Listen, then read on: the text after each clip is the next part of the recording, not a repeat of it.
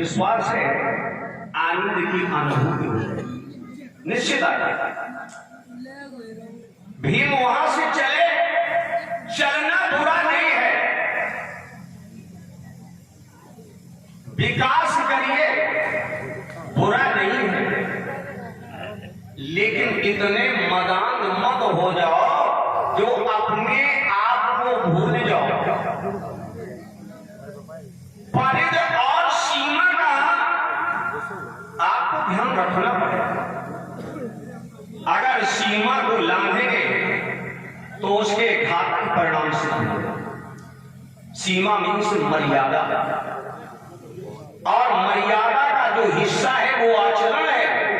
आचरण का जो अंग है वो दिनचर्या है। दिनचर्या का एक अंग है वातावरण। आपका वातावरण कैसा है इस पर सब कुछ निर्भर करता है। मित्रों, सीमा का ध्यान रखना पड़ेगा। अगर सीमा को सीता मैया न लांघती तो शायद उन्हें लंका न जाना पड़ता।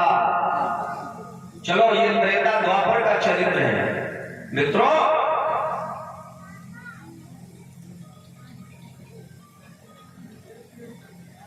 एक चरित्र है अपने कलयुग का, शायद 1962 जब हमारे इस देश के प्रधानमंत्री पंडित जवाहरलाल नेहरू थे, हमारा चाइना से युद्ध हुआ, वो भी सीमा के पीछे। तिब्बत और मानसरोवर सीमा के पीछे। कारगिल युद्ध हुआ, वो भी सीमा के पीछे। और आज भी जो लड़ाइयां छुटपुट हो रही है वो सीमा के पीछे। यहाँ हमारे खूंटा गड़े थे, यहाँ हमारी लेड़ौड़ी बनी थी, तुमने कैसे बना? जब जो भी लड़ाइयां हो रही हैं सीमा के पीछे। आज भीम जल लेने के लिए निकल पड़े, दैत्य हिडम्ब की सीमा में प्रवेश कर गए। एक जलाशय दिखाई पड़ा, जलाशय तट पर खड़े हो गए क्योंकि जल मैया को ले जाना है। आज जैसे जलाशय तट पर आए, भीम को अपने जीवन का अतीत याद आया।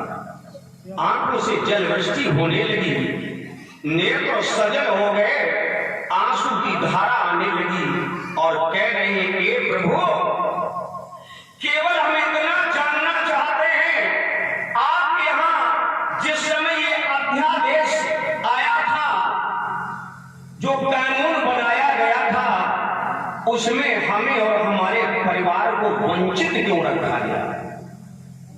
क्यों नहीं उसमें शामिल किया गया? ये देखिए नीति संवेदना।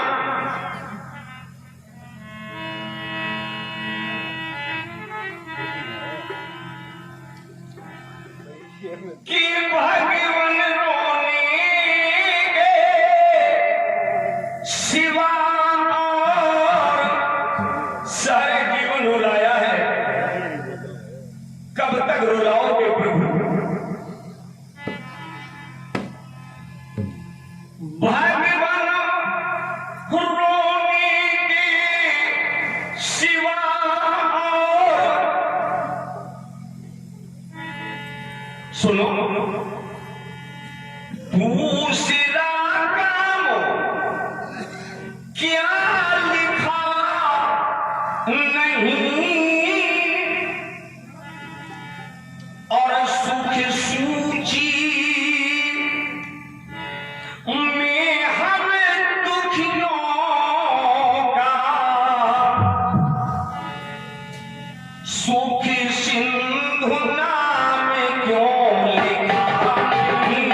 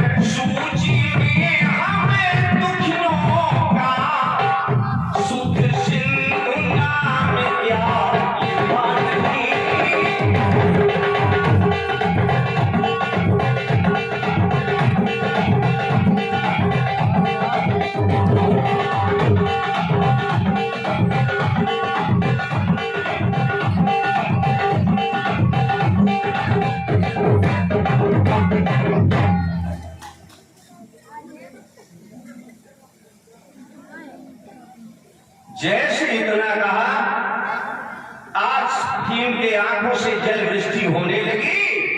तब तक देखिए हुआ क्या, दैत हिडम्ब ऐसा दानव था, ऐसा राक्षस था।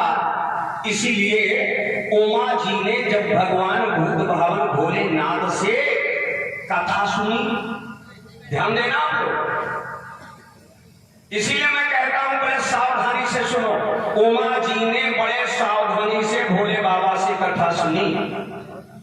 कथा सुनते सुनते उमा जी ने भोले बाबा से एक प्रश्न किया, कहा भोलेनाथ ये बताओ राक्षस की परिभाषा क्या है? अरे भाई, मानो के 2 हाथ है 2 पैर है, वही राक्षस के भी है, तो ये कैसे पहचाना जाए? मान लीजिए 10 व्यक्ति अच्छे बैठे हैं और एक उसमें राक्षस बैठ जाए, तो ये कैसे पहचाना जाए 11वां कौन है? ध्यान दें आप लोग, उसकी जरा पहचान बताओ। वो कहां मिलते हैं? इनकी कोई राक्षसों की खेती बाड़ी की जाती है क्या? पैदा होते हैं जैसे खरबूजा? बोले नहीं। बोले फिर सब्जी मंडी में मिलते हैं? बोले नहीं, वो तो भटा टमाटर आलू सब मिलते हैं, राक्षस नहीं मिलते। तो किसी मंडी में? बोले वहां भी नहीं। बोले फिर ये कहा? बोले फुटकर आदमपुर छोड़ के हर जगह। बोले सुनो, बाबा गोस्वामी जी ने लिखा है, भोले बाबा ने उमा जी से कहा, पार्वती जी से, वो है मां नहीं मात पिता नहीं देवा। ऐसे व्यक्ति जो समाज में है, मां नहीं मात पिता नहीं देवा, साधु ने सन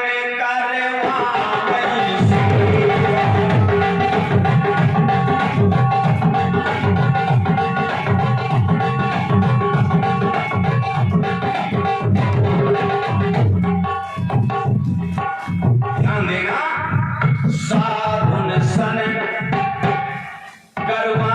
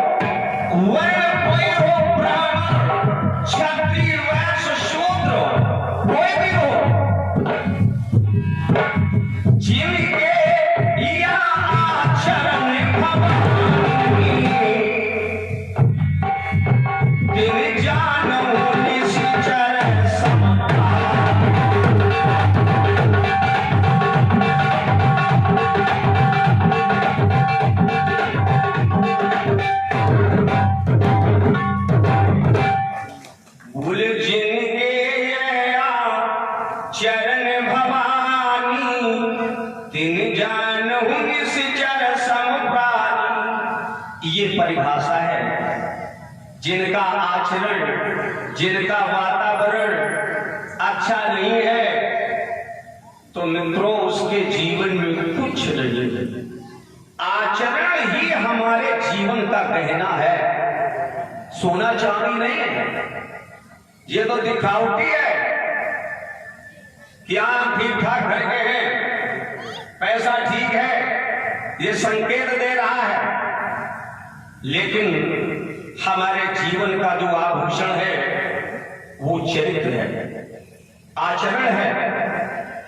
तो आज दैत्य हिडम्ब एक ऐसा दानव राक्षस है जिससे व्यक्ति की खुशबू आती थी और उसे पता चल जाता था कि हमारे क्षेत्र में कोई आ गया। तो जैसे सुगंध पहुंची, दैत्य हिडम्ब ने अपनी बहन हिडम्बा को बुलाया। हिडम्बा आ गई, हाँ भैया, कहा बहन ऐसा करो, जरा देखो ढूंढो, हमें लगता है कोई व्यक्ति भटक गया है।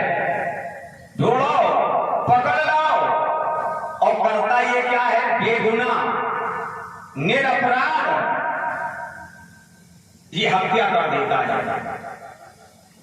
कितना बड़ा यादगारी दुराचारी है। हिडंबा वहां से चली, ध्यान देना आप लोग, हिडंबा वहां से चली, ढूंढते ढूंढते जैसे उस जलाशय तट पर पहुंची। मित्रों, इस प्रसंग से क्या मिला? इस प्रसंग से यह मिला है, जाने अनजाने जीवन में यदि तुमसे गलतियां हुई हैं, अगर मौका मिल जाए, जब जागो तब समझना। सुबह का भूला या शाम को वापस आता है। ये देखिए, प्रतिभा, व्यक्तित्व, भले ही वो व्यक्ति गरीब हो, अगर उसके जीवन का व्यक्तित्व है, चाहे जितना बड़ा दुराचारी व्यक्ति हो, जब अच्छी संगत में बैठता है तो विचारों में परिवर्तन आता है। किसी देव स्थान पर जाता है, विचारों में परिवर्तन आता है। इसे आदेश क्या दिया गया है? पकड़ने का। लेकिन हुआ वहां क्या? परिवर्तन देखो। यही तो है कि अच्छे व्यक्ति के पास आओगे परिवर्तन होगा। ये निवेदन करने लगी। कहती क्या निवेदन? जरा सुने आप लोग। सबसे पहले किस शब्द का प्रयोग किया है? करुणामय पूरी कृपा कीजिए। ये करुणा शब्द बड़ा गंभीर शब्द है। ये करुणा शब्द किसका है? बोले ये तो वैदेही सीता का है। इस राक्षस परिवार में कैसे आ गया? अब आप विचार करिए कि ये सीता जी को जो करुणा शब्द का उपहार मिला तो कैसे मिला? अब थोड़ी देर के लिए देख लेते हैं त्रेता की ओर, जिस समय प्रभु राम भैया लक्ष्मण के साथ जनक जी के उपवन बगिया में प्रवेश करते हैं। वहां किशोरी सीता भी अपने सखियों के साथ उस बगिया में प्रवेश करती है। एक चंद्रप्रभा नाम की सखी है, उसने जैसे श्री राम जी को सांवरे स्वरूप को देखा, दौड़ी दौड़ी आई और कहा, बहन बहन सीते, ए वैदेही जरा इधर आओ, देखो वो क्या है। जैसे सीता जी ने प्रभु राम को देखा, बाबा गोस्वामी जी कहते हैं कितना प्रेम हो गया। अधिक स्नेह और तेज भय भोरी,